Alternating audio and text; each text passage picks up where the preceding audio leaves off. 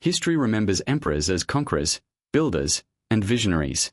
But hidden behind the marble columns of Rome lies a story that strips away all the glory and reveals the monstrous heart of absolute power.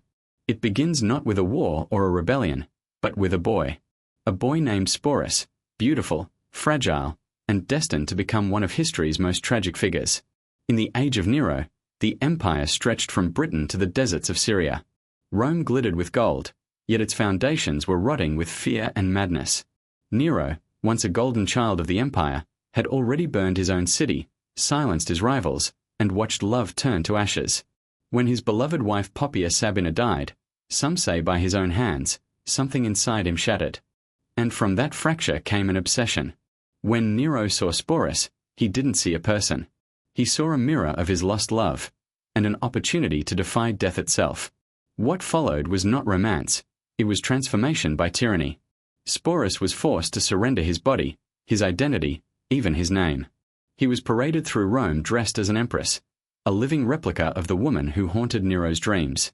This isn't just a story about one emperor's madness. It's about the terrifying reach of power, the moment when love, grief, and control collide, and a human being becomes a possession. This is the story of Sporus, the castrated boy who became Nero's living doll. Rome, 65 AD. The empire stands at its dazzling height, stretching from the misty shores of Britain to the burning sands of Syria. The marble temples gleam under the Italian sun, senators stride through colonnades in their white togas, and the streets echo with the sounds of traders, poets, and soldiers. To an outsider, this is the center of the world, a civilization of art, power, and divine order. But behind the golden facades, in the heart of the imperial palace, the empire's soul is rotting. And at the center of this decay stands a single man, Nero Claudius Caesar Augustus Germanicus, the emperor who once promised glory and now rules through fear, desire, and madness. Nero is barely in his late 20s, yet he has already reshaped Rome in his own image. He loves music, theater, and beauty more than politics or justice. He believes himself not merely emperor but artist, a god chosen to bring beauty to the world, even if it burns in the process. His new palace, the Domus Aurea, the Golden House, is the clearest reflection of his mind. It stretches across the heart of Rome like a monument to obsession. Gold leaf covers its ceilings, jeweled mosaics shimmer across its walls, fountains burst from marble lions, spraying perfume into the air. Guests walk on floors of ivory and mother of pearl while the emperor's statues smile down from every corner.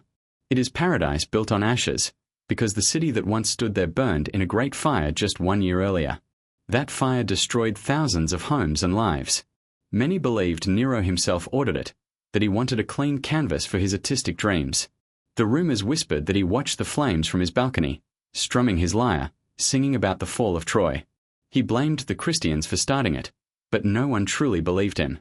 Rome began to see its emperor not as a god, but as a man possessed, a ruler so addicted to beauty and control that he would sacrifice anything for it. By 65 AD, Nero's rule had become a theater of fear. The Senate bowed but no longer respected him. The Praetorian Guard obeyed his orders, but their loyalty was thin as smoke. The nobles smiled in public and cursed his name in private. Even his friends trembled, because Nero had already killed too many of them, and often for reasons no one could understand. His own mother, Agrippina, the woman who had raised him to the throne, was executed by his order. His first wife, Octavia, was banished and later killed. Rome's elite learned that the closer one stood to Nero's golden throne, the closer one stood to death. And yet, amid all this terror, Nero was grieving. His second wife, Poppaea Sabina, had died the previous year. She was said to be the only person he had ever truly loved. Poppaea was elegant, cunning, and beautiful, the perfect match for a man who craved admiration more than affection. Their relationship, though, was as violent as it was passionate. Some chroniclers claim that in a moment of rage, Nero struck her while she was pregnant, killing her and their unborn child. Others say she died from illness. The truth was lost beneath the layers of palace secrecy and imperial propaganda. What was certain is that Nero was never the same afterward. He withdrew from the world, consumed by guilt and obsession. At night, he wandered through the silent corridors of his palace calling Poppaea's name. He built statues in her image, painted frescoes of her smile, and ordered singers to perform hymns in her honor. He spoke to her as if she were still alive. His grief was not love. It was possession that refused to die. To the few servants allowed near him, it seemed as though the emperor was waiting, not to move on, but to find a way to bring her back. It was in this atmosphere of grief, luxury, and madness that Sporus entered the story. No one knew exactly where he came from. He was likely a young freedman, someone born into servitude but later granted partial independence within the imperial household. His duties were modest, assisting attendants, helping with minor affairs in the palace, ensuring the emperor's private quarters ran smoothly. But what made Sporus stand out was not his work, it was his beauty. He had delicate features, smooth skin, and large dark eyes that seemed both innocent and intelligent. In a city that worshipped beauty as a sign of divine favor, Sporus's appearance was a dangerous gift. He attracted glances wherever he went. Some saw him as the perfect servant, quiet, graceful, and loyal. Others saw him as a symbol of temptation.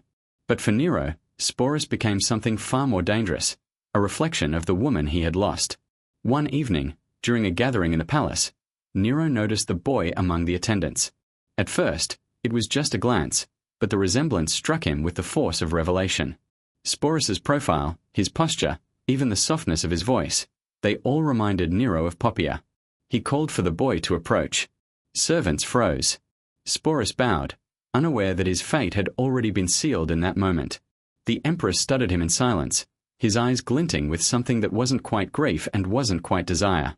Then he smiled, and dismissed everyone else from the room. From that day on, Sporus's life was no longer his own. Nero summoned him often, asking him to recite verses, to play the lyre, to walk with him through the gardens of the Golden House. At first, it seemed harmless, the emperor simply taking comfort in the presence of someone who reminded him of better days. But soon, Nero's fascination deepened into obsession. He ordered Sporus to wear fine clothes, then jewels, then the very garments that once belonged to Poppaea. He began to call him by her name. The palace whispered. Ministers avoided the emperor's eyes. No one dared question the madness, because to question Nero was to die. Sporus, caught between obedience and terror, could do nothing but comply. He had seen what happened to those who resisted the emperor's will: exile, torture, execution. The imperial physicians were called in. The order they received was unspeakable, but clear. In a chamber lined with marble and silk, under the pretext of divine purification, they took from Sporus what made him a man.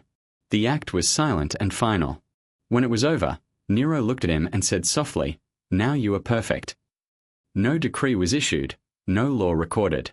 But in that moment, history shifted. A young man was remade into an illusion. Love was replaced by possession. Beauty became punishment. And the empire that had once conquered the world now revealed its true face, not of strength or honor, but of power so absolute it could bend reality itself. Outside, Rome still glittered under the sun. Senators gave speeches. Gladiators fought in the arena. Life went on as if nothing had changed. But in the secret heart of the palace, behind walls of gold and mirrors, the first act of one of history's darkest tragedies had begun. This was not the Rome of legends or glory. This was the Rome of shadows, where gods and men blurred into monsters, and where a boy named Sporus would soon learn what it meant to live as a reflection of the dead. The night after the procedure, the halls of the Golden House were silent. Outside, the torches along the Palatine Hill flickered in the wind, but within the palace, there was only the muffled sound of footsteps and the low hum of water running through marble fountains. Sporus awoke surrounded by silk sheets and the smell of incense. His body ached, but the greater pain was invisible, the realization that something inside him had been taken forever. He was alive, but no longer whole. Nero visited him that morning, wearing the serene smile of a man who believed he had done something divine. "You will be loved as she was," he whispered. "You will live as she did." The emperor's words were meant as comfort, but to Sporus they sounded like a sentence. From that moment on, Nero began what he called the resurrection. He summoned jewelers, dressmakers, and servants from across the empire. Gold threads were spun into robes, emeralds were set into crowns. The most skilled artisans of Rome were ordered to transform the boy into the image of the dead empress. Day after day, Sporus was dressed, perfumed, and taught how to move, how to speak, how to smile. His tutors were women from the imperial court, chosen for their elegance, not their empathy. They guided his steps through the marble corridors, teaching him to glide like a queen, not walk like a servant. At first, he resisted in small ways, standing too stiff, speaking too softly, refusing to meet Nero's eyes. But each act of defiance was met with the same response: silence and then reward. Nero would smile gently, praise his beauty, offer him jewels, then remind him that he was loved because he was her. It was not cruelty in the usual sense. It was control disguised as affection, manipulation masked by tenderness. Soon, Sporus began to understand that survival depended on surrender. If he resisted, he might disappear as so many before him had. If he complied, he might at least live another day. And so, he became what Nero desired, the perfect reflection. In the palace, servants were instructed to address him as Sabina, the empress's name. The imperial heralds were told to treat him as the emperor's consort. Even the guards at the gates bowed as he passed, pretending not to see the truth behind the silk veils and golden ornaments. Rome had always loved its spectacles, and Nero's court was the greatest theatre of all. The day of the wedding arrived only weeks after the transformation. Invitations were sent to the most powerful men of the empire: senators, generals, foreign envoys, all compelled to attend under pain of death. The ceremony took place in the grand atrium of the Golden House, a hall lined with columns of marble and gold, its floor scattered with rose petals. Musicians played soft lyres as incense drifted through the air. At the center stood Nero, radiant in imperial purple, and beside him, Sporus, or rather, the new Sabina.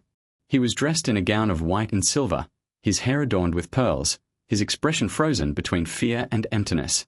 The high priest of Jupiter himself was summoned to officiate the ritual. As Nero placed a ring upon Sporus's finger, the crowd murmured blessings they did not mean. No one dared to look away. No one dared to speak. The marriage was declared sacred and eternal. But it was neither. It was theatre, a performance written by a man who no longer understood the difference between love and possession.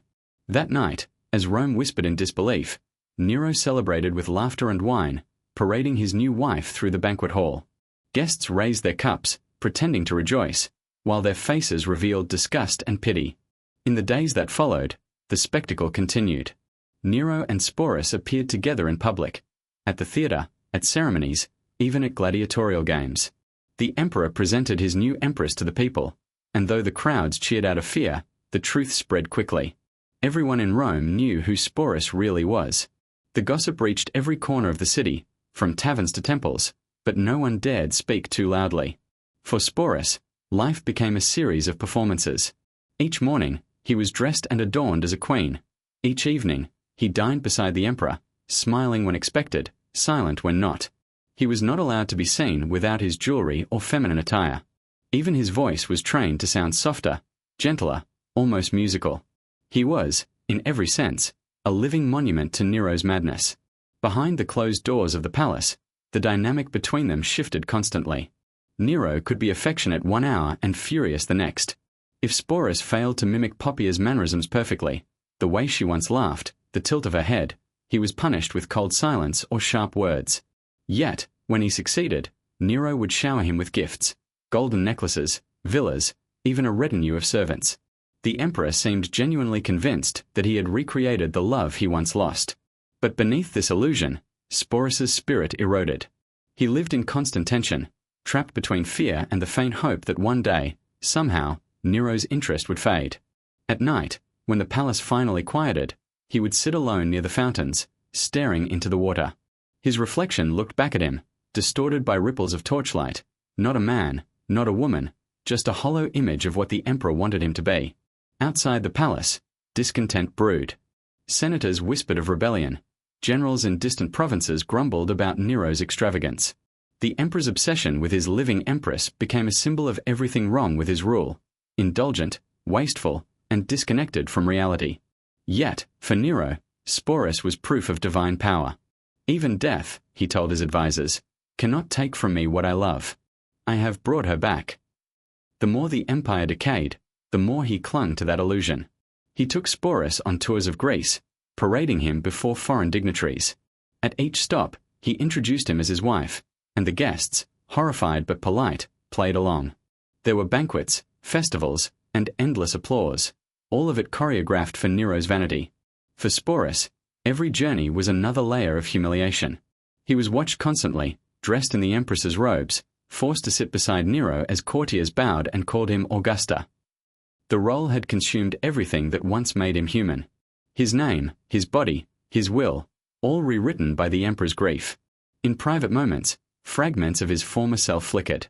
He still spoke softly to the servants who pitied him. Sometimes, he touched the marble walls and whispered prayers to gods who had long since stopped listening. There were days when he almost believed he had become who Nero said he was, as if the lie had devoured the truth completely. But then he would remember his own voice, his own laughter, and the pain returned sharper than ever. The transformation of Sporus was not merely the story of one man's cruelty. It was the reflection of a system where one person's will could become reality, no matter how monstrous. Rome had created an emperor so powerful that he could erase another's identity and call it love. And those who watched, the senators, the priests, the servants, all remained silent, complicit in the theater of tyranny. In the gilded halls of the Golden House, Nero continued to celebrate, oblivious to the crumbling world outside. His empire was unraveling, but inside his palace of mirrors, everything gleamed, gold, marble, and illusion. And in that glittering prison stood Sporus, the emperor's living doll, smiling for an audience that had forgotten how to feel.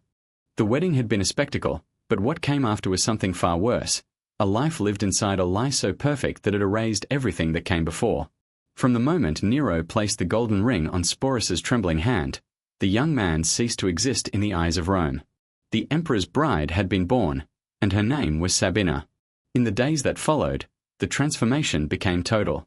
Every trace of the old Sporus was buried beneath layers of silk, gold, and performance. His hair was perfumed and curled by attendants each morning. His skin was rubbed with oils imported from Alexandria. He wore jewels once belonging to Poppaea, necklaces heavy with emeralds, earrings shaped like tiny suns. His new identity was reinforced with every gesture and every word. Servants greeted him with bows and addressed him as Augusta, the title reserved for empresses. He was forbidden to speak in the lower tones of a man or to show any hint of his past. Rome's courtiers quickly learned how to play along. They smiled, bowed, and pretended to celebrate the emperor's marriage, though behind every smile lay revulsion or pity. The empire had seen cruelty before, but never this, a man trying to resurrect the dead by reshaping the living. Still, no one dared to speak against it. The Senate, the generals, even the priests of Jupiter all chose silence, because silence was safer than truth. For Sporus, each day became an act of survival. He lived in the palace like a prisoner wrapped in silk. The walls glittered with gold, but the air was heavy, filled with whispers and the faint echo of footsteps that always seemed to follow him. There was no privacy, no moment of solitude. His meals were shared with Nero, his walks observed by guards, his nights spent beneath the gaze of a man who believed he had conquered death. The emperor's moods were unpredictable. Some days he was gentle, speaking softly, calling Sporus by Poppaea's name as if the past had never ended. He would read poetry aloud, his voice trembling with emotion, then place his hand on Sporus's cheek and whisper, "You see, even the gods envy us." On other days, the madness returned. He would rage without reason, overturning tables, accusing his advisers of betrayal, or weeping at the memory of his dead wife. Sporus learned to adapt, to become the reflection that Nero needed in each moment. If Nero wanted tenderness, he smiled softly. If Nero wanted silence, he became still as marble. Over time, the boy who once had a name, a body, a will, faded. In his place stood a shadow wearing a crown. The imperial court became a theater built around this illusion. Banquets, ceremonies, and festivals were organized to display the emperor's empress. Senators and ambassadors were summoned to witness the couple's appearances. When Nero entered the theater, Sporus followed, dressed in white and gold, his face covered with a translucent veil. The crowd would rise to applaud, pretending to admire the union that had become the empire's shame.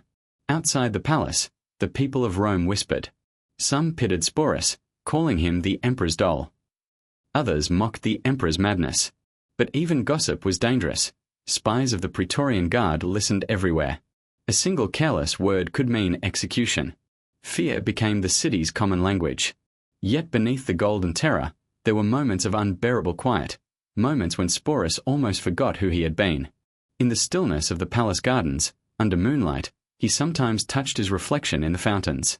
The water rippled, distorting the image until he no longer recognized the face that stared back. He would whisper his real name, not Sabina, but Sporus, just to remember how it sounded. Sometimes he would cry, though the tears never lasted long. The next morning, the attendants would arrive, and the mask would return. Nero's obsession only deepened. He took Sporus on public tours through Greece and Asia Minor, displaying him to the world as the living embodiment of his lost love. Every city they visited was ordered to prepare statues and temples in their honor. In Corinth, Nero held a grand festival where he competed in music contests, declaring himself the victor of every event. Sporus was always beside him, silent and smiling, as crowds cheered under threat of death. Foreign dignitaries, though horrified, praised the emperor's divine union, because to do otherwise was suicide. The longer this charade continued, the more it revealed the emperor's unraveling mind. Nero began to believe that the gods themselves envied him. He claimed that he had achieved what no mortal could, the power to defeat death and reshape destiny. "She lives again," he told the Senate, "and Rome shall live through her." His speeches blended poetry and delusion, while the empire itself began to crumble under corruption and revolt. For Sporus, life blurred into an endless performance.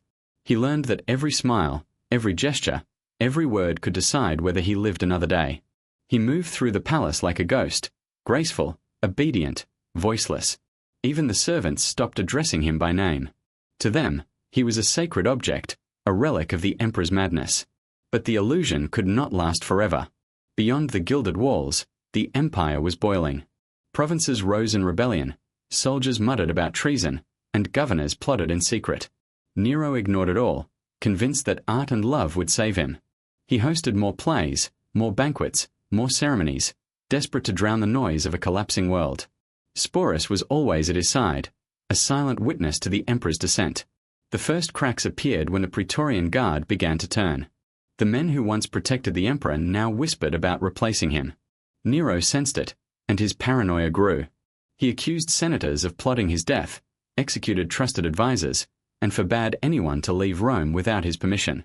Sporus watched as the palace, once filled with music and laughter, became a fortress of fear. There were nights when Nero would wake screaming, convinced that Poppaea's spirit had come to punish him. He would call for Sporus, clutching him in panic, crying out her name. "Don't leave me again," he would sob, trembling like a child. Sporus would hold him, whispering the words Nero wanted to hear, though his heart was hollow. Somewhere deep inside, he pitied the emperor. The man who had destroyed him was also a man destroyed by his own guilt. By 68 AD, the empire finally turned against its ruler. Revolts erupted across the provinces. The Senate declared Nero a public enemy. The streets filled with soldiers loyal to new leaders, Galba in Spain, Vindex in Gaul. The end was coming, and even Nero's illusions could not save him. Sporus stayed by his side until the final flight from Rome. He had no choice. To abandon the emperor would have meant execution. To follow him was simply another kind of death. When Nero fled the city in disguise, Sporus rode with him, still dressed in the empress's robes, still playing the role that had consumed his life. As they hid in the countryside, waiting for news, the emperor's despair grew unbearable. Surrounded by loyal servants and the remnants of his guard, Nero realized what awaited him: capture, humiliation, and execution. "What an artist dies in me," he murmured, tears streaming down his face. He turned to Sporus and asked him to sing one of the songs Poppaea used to love. The boy's voice trembled but obeyed. When the song ended, Nero whispered, "You must live. Tell them I was loved." Hours later, as enemy riders approached, Nero took his own life. Sporus was left standing in silence, still dressed as a bride, as the last emperor of the Julio-Claudian dynasty fell. The empire would survive. Rome would rebuild. But for Sporus, there was no return. He had been remade too completely, his identity rewritten too deeply. The name, the body, the person he once was, all lost to the madness of a man who could not let go of his ghosts. In that stillness after Nero's death, surrounded by ashes and memory, Sporus finally understood the cruelest truth. He had never been loved, only possessed. When Nero's lifeless body collapsed upon the floor of that small villa outside Rome, the empire seemed to exhale for the first time in years. Yet for Sporus, that exhale brought no freedom. The man who had stolen his life was gone, but the shadow Nero cast over him still stretched across every corner of the empire. The tyrant was dead, but the memory of his madness still lived in the hearts of those who had survived it. In the weeks following Nero's suicide, Rome descended into chaos. The throne was empty, and ambition rushed to fill the void.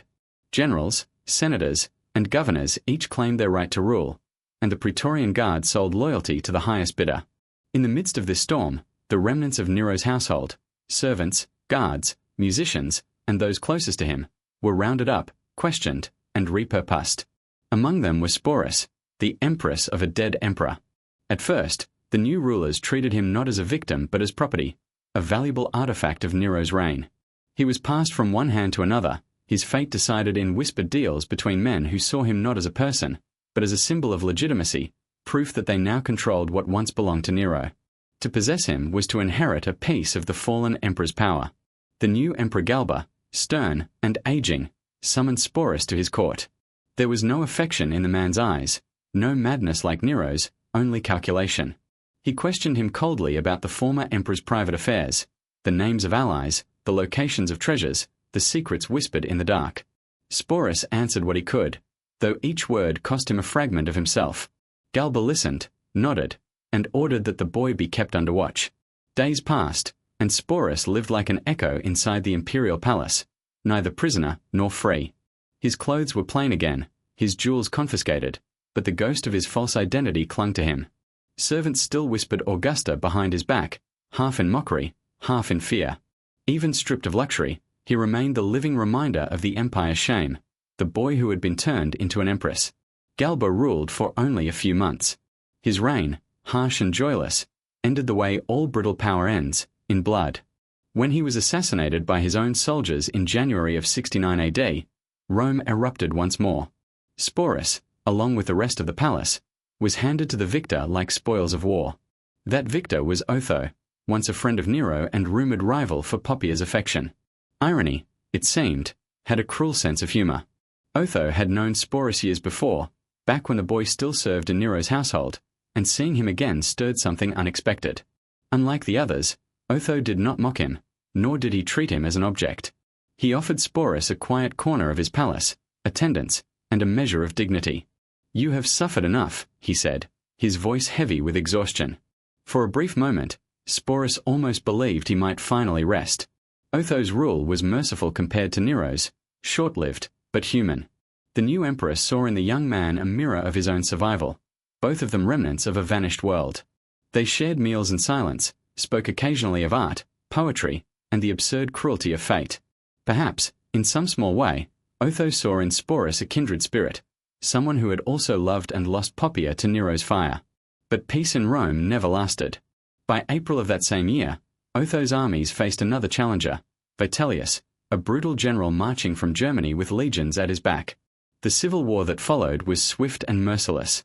Otho's forces were crushed, and the emperor, unwilling to prolong the bloodshed, took his own life.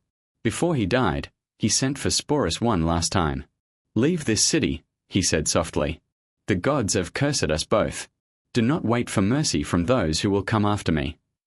Sporus wept for him, not as one weeps for a lover, but for a man who had shown a fragment of kindness in a world that had none. But he could not escape Rome. The victors entered the city like conquerors, and once again, the boy was claimed. Under Vitellius, the empire sank into grotesque spectacle. The new emperor was loud, gluttonous, and cruel. He surrounded himself with sycophants and entertainers, turning the imperial court into a parody of Nero's excesses, without any of Nero's charm or artistry. For him, Sporus was not a symbol of beauty or tragedy, but a trophy, a joke to amuse his guests. Vitellius delighted in humiliating the relics of his predecessors. He made senators dance, poets perform, and generals serve him food. But the greatest cruelty was reserved for Sporus. One evening, at a banquet thick with wine and laughter, Vitellius proposed a play, a reenactment of the myth of Persephone's abduction, in which a maiden is seized and dragged into the underworld. The emperor laughed as he announced that Sporus would play the maiden. The hall erupted in drunken applause. Sporus sat frozen, pale as marble, unable to breathe. He understood what the performance meant. It was not a play but a ritual of humiliation, one that would end in public violation, watched by thousands. The next morning, the preparations began. They brought him the costume, a silk gown dyed the color of spring, a crown of flowers, and a veil to hide his face. The symbolism was cruelly perfect. The last remnants of Nero's empress would now be paraded before Rome as a mockery of innocence. That night, Sporus sat alone in his chamber, staring at the garments laid before him. The sound of laughter from the banquet hall echoed through the corridors. mixing with the faint music of flutes. 4 years, he had survived by becoming what others demanded: a wife, a widow, a symbol.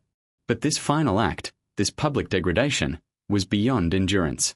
He thought of Nero's last words, of Otho's warning, and of the life he had once lived before the palace, a life so distant it felt like another person's dream. As dawn approached, Sporus made his decision. Before the guards arrived to escort him to the arena, he took his own life quietly, ending the performance before it could begin. His body was found draped in the same veil meant for the spectacle. He was 20 years old. The news spread quickly through Rome. Vitellius, furious at being denied his entertainment, dismissed it with a sneer. Even in death, he said, he defies the gods. The laughter of the court resumed, and by the next day, Sporus was forgotten.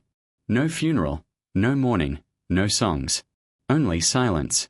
Yet history remembered him, not as Nero's bride, not as Vitellius's victim, but as something rarer, a symbol of defiance in a world that devoured its own humanity.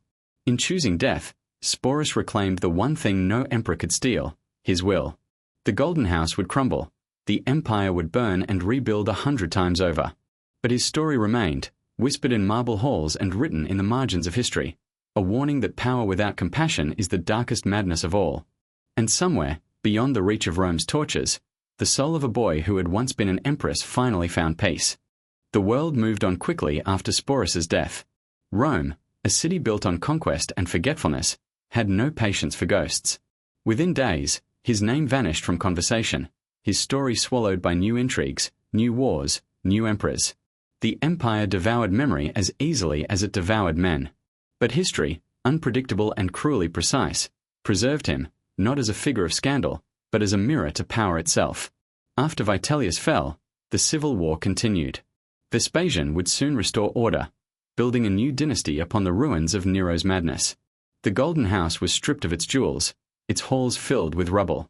The marble that once glowed with torchlight was torn apart, repurposed to build the Colosseum, the grand amphitheater where others would die for spectacle, as Sporus had refused to do. Nero's palace, built for obsession and illusion, became the foundation of Rome's next great monument to cruelty. It was as if the empire itself could not exist without turning suffering into entertainment. The name Sporus became a whisper among writers and historians. Suetonius, Cassius Dio, and others would record fragments of his story.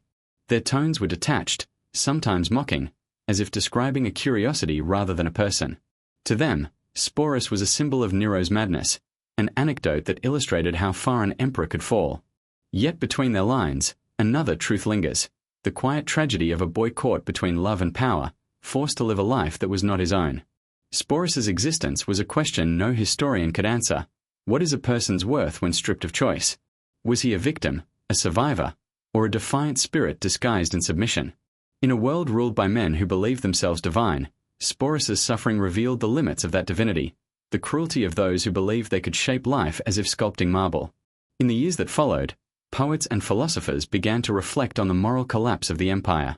They spoke of Nero as a cautionary tale, a man consumed by his own image. But Sporus's name, when it appeared, carried a different weight. To the moralists, he was an example of corruption, beauty turned into weakness. To others, quietly, he was a symbol of endurance, a human spirit surviving beneath layers of domination. For the people of Rome, who never knew his true story, Sporus became almost mythical.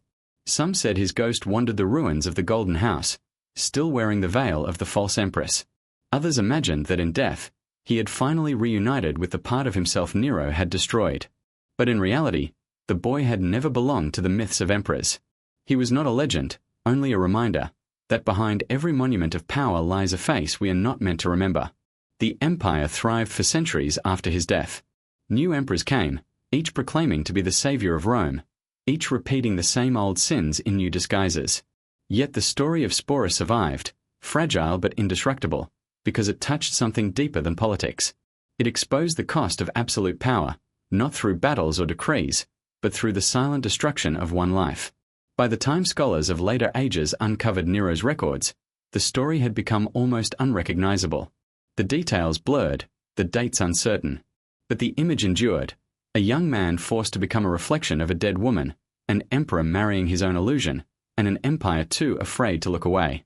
Each retelling revealed more about the storytellers than the story itself. Some condemned Nero's perversion, others dismissed Sporus's pain as spectacle. Yet no one could deny the haunting power of the tale. Centuries later, as Rome itself crumbled under the weight of invasions and decay, the ruins of Nero's palace were rediscovered. Artists and explorers entered its buried halls, their torches casting shadows on frescoes that still glimmered faintly with gold. They walked through rooms once filled with music and madness, where Sporus had stood in silence, performing a role written by tyranny. Those who saw it described a strange feeling, as if the air still held echoes of sorrow, as if beauty itself had been cursed. The Renaissance brought new fascination with Rome's past. Painters depicted Nero surrounded by fire, poets imagined Poppaea's ghost calling from beyond the grave, and scholars debated whether Sporus's fate was tragedy or punishment. Yet none of them could capture the truth. Because the story was not about Nero's love, nor Rome's decadence, but about the quiet erasure of humanity beneath the weight of obsession.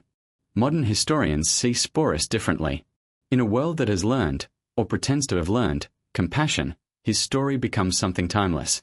It is no longer about emperors or palaces, but about the struggle to remain oneself when the world demands a mask. His defiance was not loud, not heroic in the Roman sense, it was silent. The courage to endure, to exist even when existence was rewritten by others. That silence was his rebellion. What remains most haunting about Sporus is not his death, but the life he was forced to live. The image of him sitting beside Nero in the theatre, veiled and adorned, applauding while the emperor sang, that image lingers like a wound. It speaks to every age that confuses control with love, beauty with ownership. In that image, Rome's grandeur collapses into something smaller, more human, and more terrible, the capacity of people to destroy what they claim to cherish. If history is a mirror, then Sporus's reflection is a warning. Power without empathy is theatre without soul. Empires fall, rulers fade, but cruelty survives, disguised as art, as devotion, as love. Sporus's tragedy endures because it forces us to confront the question every civilization must face. What happens when beauty becomes property and human beings become symbols? No monuments were ever built in his honor.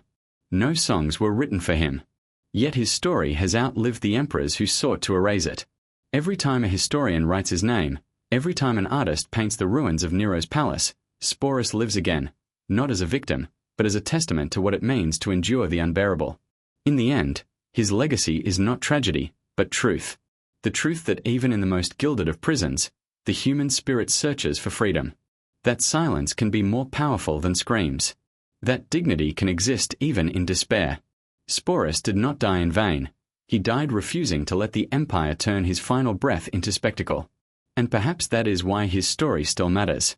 Because beyond the gold, beyond the cruelty, beyond the centuries, the image of that young man standing in the ruins of Rome, wrapped in a veil of light and shadow, reminds us that humanity can survive even the darkest empire. Centuries passed, and Rome itself became a memory. An empire turned to dust beneath its own monuments. But some stories refuse to die. They linger in the cracks of marble, in the faded ink of forgotten scrolls, in the whisper of names that no one dares to speak aloud. Among those names, one glows faintly, like an ember beneath the ashes, Sporus. His life, erased by power, was never meant to be remembered. He left no statues, no descendants, no triumphs carved into stone.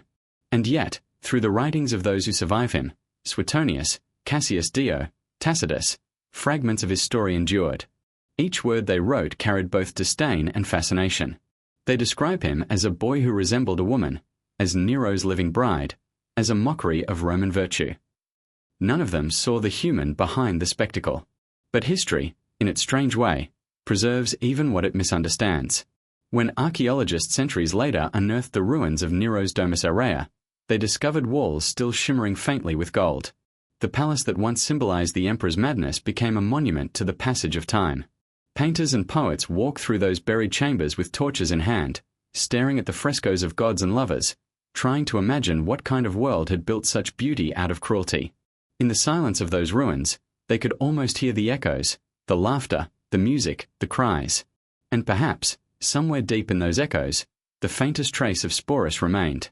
The Renaissance adored the grotesque and the divine in equal measure. Artists painted Nero as a mad tyrant, his eyes wild with power, while playwrights turned his story into tragedy. But Sporus, he was something else. Some saw him as a symbol of lost innocence, others as a warning against decadence. Painters imagine him as a pale figure in flowing robes, trapped between light and shadow, his expression both fragile and eternal. They did not know his face, yet they painted him anyway, because the image of a soul consumed by empire was too powerful to ignore. As centuries rolled on, historians reinterpreted the story. In the Enlightenment, philosophers debated whether Sporus's story proved that tyranny corrupts all virtues, or whether it was merely the excess of passion left unchecked. In the Victorian era, his story became a whispered cautionary tale about moral decay and forbidden desire. But the truth, the simple, human truth, was far more universal. It was about what happens when power tries to recreate love and destroys it instead. Sporus's name became a mirror held up to every age that followed. When rulers sought to control art, or when nations glorified strength over compassion, his ghost seemed to flicker in the background, a reminder of what humanity loses when it forgets empathy. Every civilization that read his story saw itself in it: the arrogance, the blindness, the tragedy of believing one can own another's soul. In modern times, the story of Sporus found new meaning. Scholars began to see him not as a curiosity, but as a symbol of identity and endurance. He was no longer the emperor's living doll, but a person crushed between the extremes of love and power. Psychologists saw in his life the pattern of trauma, how abuse disguises itself as affection, how control wears the mask of devotion. Writers reimagined him in novels and plays, not as a victim alone, but as a survivor whose final act, choosing death over degradation, was a declaration of agency. In academic circles, his name began to appear alongside those of figures who had suffered for being different, misunderstood, or manipulated by systems greater than themselves. Sporus became a metaphor for anyone stripped of identity by the powerful, for every voice silenced, every soul forced into a shape it did not choose. And yet, even stripped of symbolism, his story remains heartbreakingly simple. A young man who wanted to live, caught in the orbit of a man who mistook obsession for love. Nero believed he could conquer death by remaking life, and in doing so, he destroyed both. Sporus's tragedy is not about gender or politics or empire. It is about the universal truth that love without freedom is not love at all. If one stands today within the ruins of the Domus Aurea, the air still hums with something sacred and terrible. The golden mosaics, now faded, still reflect light in strange ways, as if the walls themselves remember what they witnessed. Some say the palace feels haunted, not by Nero's ghost, but by something quieter, a presence that lingers, unjudging, sorrowful, and free. Perhaps that is Sporus, or perhaps it is simply the echo of his story, refusing to be silenced. In one of the lower chambers, archaeologists once found a small bronze mirror, cracked but polished, lying beside fragments of marble and ash. No one knows whose it was. Some say it belonged to a servant, others like to imagine it was his. When light strikes it at a certain angle, the reflection splinters into a dozen fragments, one face becoming many. It is an image both literal and symbolic, the self divided, redefined, but never entirely erased. And so the story of Sporus endures not because of what he suffered, but because of what it reveals. It shows how absolute power destroys the boundary between beauty and cruelty, between art and abuse. It reminds us that empires do not fall only through wars and politics, but through the quiet corruption of their humanity. The fall of Nero was not just the end of a ruler, it was the collapse of an illusion, that love can be created through control, that obedience can replace identity. Even now, more than 2,000 years later, his story resonates. In an age where image and illusion still rule, where fame often disguises emptiness, and power still demands masks, the tragedy of Sporus feels uncomfortably familiar. He stands as a timeless reflection of what happens when people are treated as symbols instead of souls. Perhaps that is why artists still return to him, because through his silence, he speaks. Through his suffering, he exposes the fragility of all power built on lies. And through his final act of defiance, he reminds us that even when stripped of everything, the human spirit can still choose dignity over despair. In the end, Sporus did not conquer his world. He could not. But his story, preserved in fragments and whispers, conquered time itself. Empires have risen and fallen, gods have changed their names, kings and tyrants have come and gone. Yet somewhere, beneath the ruins of Rome, his name still breathes. The boy who was forced to be an empress, the prisoner who became a mirror, his truth endures in every story about the cost of love and the abuse of power. It is a truth as old as history and as present as tomorrow, that the measure of a civilization is not in its monuments or armies, but in how it remembers the smallest voice among its shadows.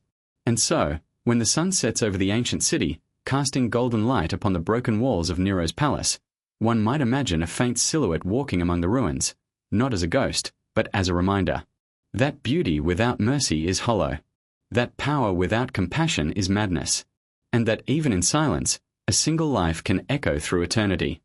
History loves clean endings, a fallen tyrant, a restored order, a city reborn. But the truth rarely closes so neatly. After Nero's death and Sporus's final act, Rome did what great powers always do. It absorbed the shock, rebalanced its rituals, and kept moving.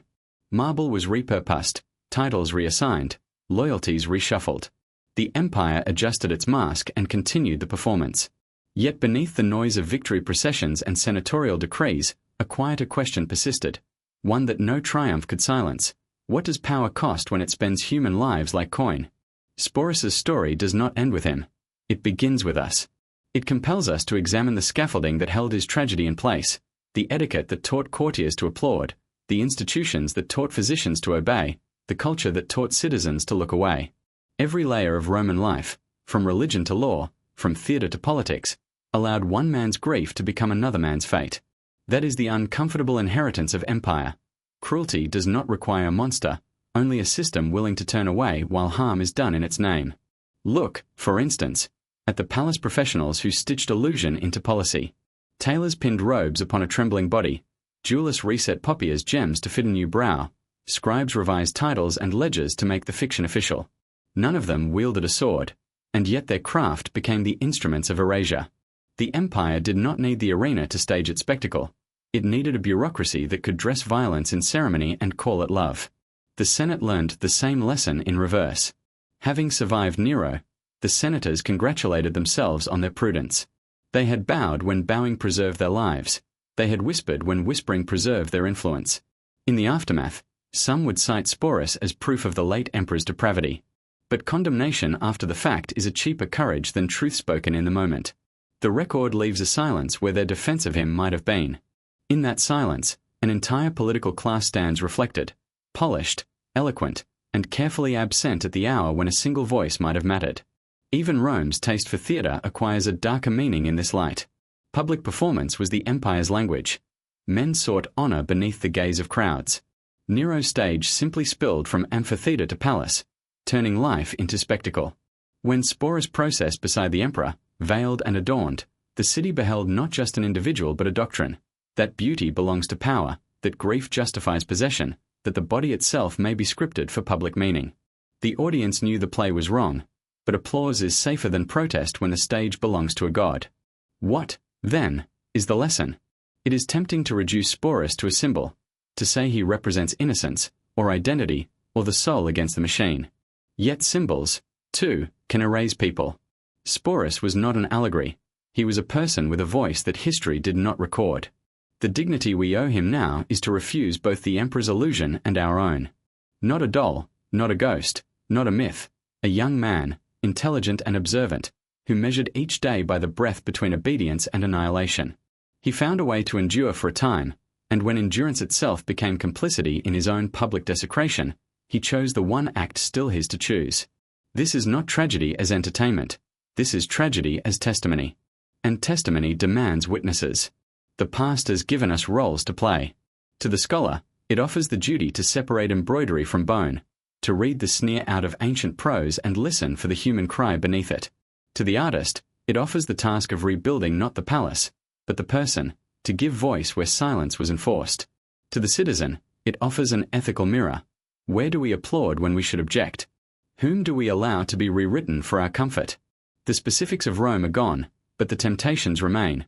To romanticize control, to confuse spectacle for truth, to accept the erasure of one life as the price of maintaining the shine on the collective mask. Consider how the city repurposed Nero's dream. The Golden House, shimmering with stolen light, was quarried to raise the Colosseum. From a theatre of private obsession rose a theatre of public appetite. The stones did not change their nature, only the script changed. Yet Sporus's refusal to be paraded as Persephone under Vitellius breaks that logic. In a world that converts bodies into meaning, he withheld his own. There is a clarity in that refusal that no empire can absorb. It hangs in the air like a bell, still ringing after the audience has gone home. His legacy, therefore, is not merely a caution against tyrants. It is a charge against bystanders.